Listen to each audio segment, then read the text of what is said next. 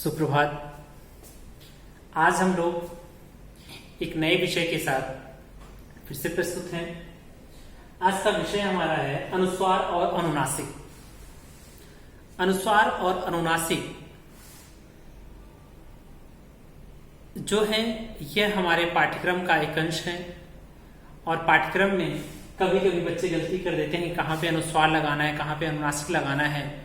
अनुस्वार का चिन्ह जो है शिरोर रेखा के ऊपर एक बिंदु और अनुनासिक का चिन्ह है कि चंद्र बिंदु। तो इसी में कंफ्यूजन हो जाती है कि अनुस्वार क्या है और अनुनासिक क्या है।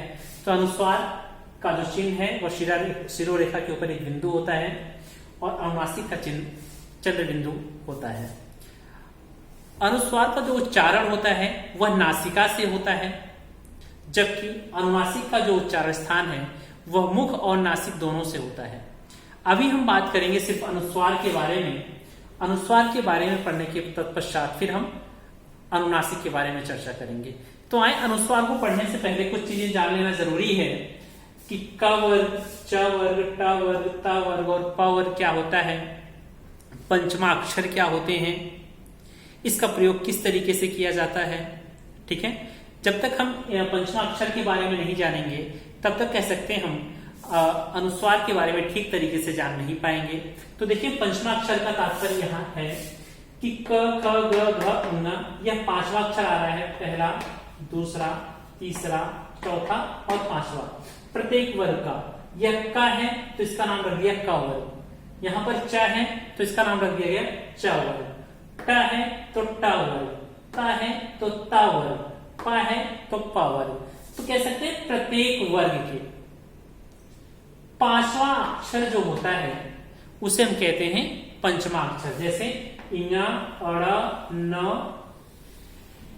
अंगा, इया, अड़ा, न और मा, ये क्या है हमारे पंचमा अक्षर है। क्योंकि यह पांचवा अक्षर है इसलिए इसे कहा जाता है पंचमा अक्षर। ठीक है, और जो वर्ग जो अक्षर पहले होता है उसी के आधार पर उसका नाम रख दिया जाता है। क वर्ग, ट वर्ग, त वर्ग, प वर्ग। अंतस्थ व्यंजन या, र, ल, व को हम कहते हैं अंतस्थ व्यंजन। श, श, स और ह को हम कहेंगे ऊष्म व्यंजन। ठीक है, तो ये कह सकते हैं कि आधार था, बेसिक जानकारी थी जिसके बारे में हमें जानना जरूरी था कि पंचमाक्षर क्या होते हैं, अंतस्थ व्यंजन क्या होता है, ऊष्म व्यंजन क्या होता है, स्पर्श व्यंजन क्या है। ठीक है, अब हम बढ़ते हैं कि इनका प्रयोग किस तरीके से किया जाता है।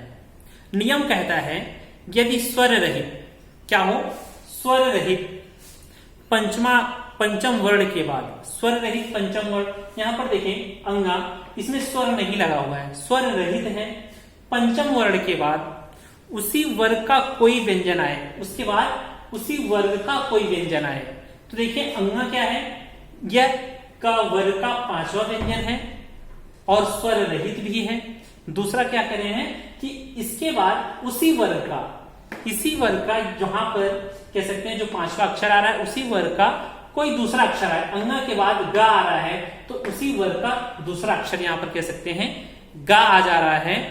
आए तो पंचम वर्ण के स्थान पर, पंचम वर्ण के स्थान पर अनुस्वार का प्रयोग कर दिया जाता है। एक बार पुनः समझेंगे नियम। यदि स्वर रहित पंचमा अक्षर के बाद उसी वर्ग का कोई दूसरा अक्षर आ जाए, ठीक है, तो इस पंचमा अक्षर की जगह किसका प्रयोग कर दिया जाएगा, अनुस्वार का। ठीक है, तो जैसे गंगा, तो हम कैसे लिखेंगे इसको, अनुस्वार के रूप में लिखेंगे, ये हो जाएगा गंगा। दूसरा देखें, नियम कहता है कि यदि पंचमा अक्षर के बाद, पंचमा अक्षर कैसा हो, स्वर रहित हो, पंचमा अक्षर के बाद यहां आधा अंगा है, पंचमा अक्षर के बाद उसी वर्ग का, अंगा किसका है, च वर्ग का है, अंगा है, तो उसी वर्ग का कोई और अक्षर आ रहा है। तो अंगा का देखते हैं क्या इसमें कोई अक्षर है जो यहां पर आया है, च, देखें यहां पर च मिल रहा है तो उसी वर्ग का अक्षर आया है। इसलिए यह जो है समाप्त होकर के एक नया रूप ले लेगा अनुस्वार का। ठीक है, नियम हमारा कहता है यदि पंचमाक्षर के बाद उसी वर्ग का कोई दूसरा अक्षर आ जा रहा है, कोई अन्य अक्षर आ रहा है, तो यह पंचमाक्षर जो है वो अनुस्वार का रूप धारण कर लेगा। खंड, यहां पर देखें अड़ा, आधा अड़ा आ रहा है, साथ ही साथ यहां पर ड, ये देख रहे हैं हम, इसी वर्ग का दूसरा अक्षर है, ड के अलावा दूसरा अक्षर है, तो खंड बन गया। दंत, यहां पर न है, और त देखते हैं क्या इसी वर्ग का है, बिल्कुल इसी वर्ग का है, तो इसलिए न की जगह क्या आ जाएगा, अनुस्वार आ जाएगा। ठीक उसी प्रकार से चंपा में मां देखते हैं, मां के बाद दूसरा अक्षर जो देखते हैं क्या इसी वर्ग का है, तो मां वाले वर्ग का देखते हैं कि हाँ है, बिल्कुल है प, तो इस कारण यहां से मां हट करके यहां पर बिंदु लग जाएगा, अनुस्वार लग जाएगा। ठीक है, तो ये नियम है इसका कि पंचमा अक्षर के बाद यदि कोई उसी वर्ग का कोई दूसरा अक्षर आ रहा है तो पंचमा अक्षर जो है अनुस्वार में बदल जाएगा। एक और नियम जानते हैं, यदि सब उपसर्ग के बाद य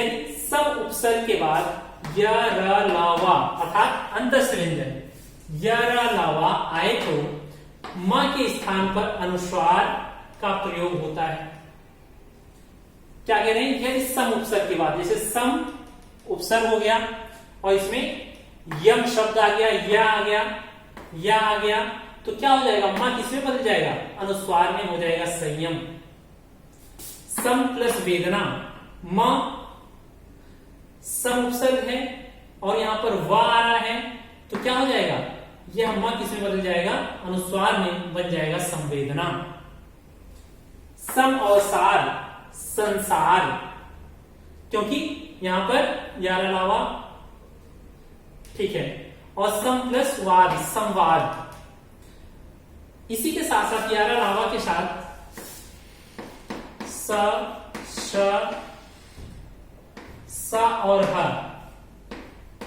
ये उष्ण व्यंजन भी यदि आ जा रहे हैं सम के बाद, तो भी स्थिति क्या बन जाएगी हमारी, यह अनुस्वार के रूप में प्रयोग कर दिया जाएगा।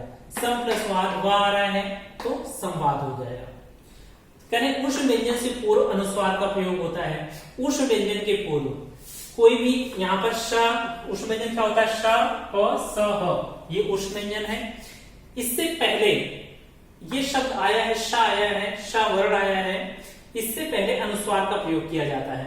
तो श के पहले अनुस्वार वंश, स है हंस, अनुस्वार का प्रयोग, अंश श है और अनुस्वार का प्रयोग, कंश, संहार। तो ये सारे शब्द कैसे हैं, कह सकते हैं कि जब भी उष्ण व्यंजन आते हैं उससे पहले प्रयोग कर दिया जाता है हमारा अनुस्वार का। तो 3 नियम हमने पढ़ लिए। पहला, यदि पंचमा अक्षर है उसके बाद उसी वर्ग का कोई दूसरा अक्षर है तो अनुस्वार बदल जाता है। सम उपसर्ग के बाद यारा लावा आ जाए तो फिर सम जो है किसमें बदल जाता है, अनुस्वार में। और उष्ण व्यंजन से पूर्व जो प्रयोग किए जाते हैं तो वहां भी क्या हो जाता है आपका, उष्ण व्यंजन से पहले अनुस्वार का प्रयोग कर